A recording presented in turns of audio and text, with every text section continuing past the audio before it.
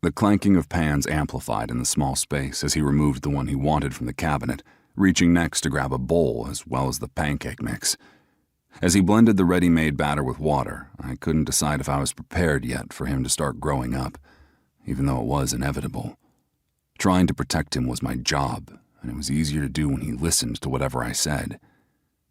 "I need to learn to cook for myself sometime, don't I?"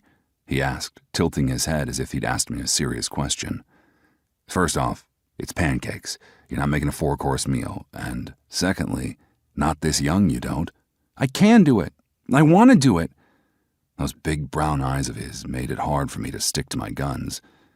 In the end, I took a step back and nodded, the smile on his face worth my uncertainty.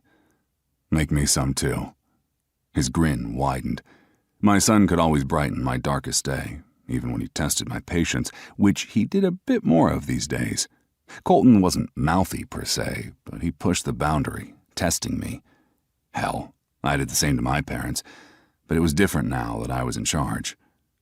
After reminding my son to make sure he turned off the burner, we took a seat at the kitchen island, dousing our pancakes in butter and syrup.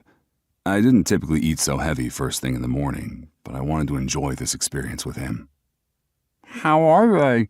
he asked with a mouthful of pancakes. "Better than I make." I told the truth because I usually burnt them. I wasn't much of a cook, breakfast or otherwise, even though I tried for his sake. There was only so much takeout you could feed a kid before guilt took over about his diet. For the next several minutes, we ate in silence, my eyes on him the entire time. I was bombarded with a sense of gratefulness I was his dad, but at the same time, I feared for the worst. The world was a dangerous place.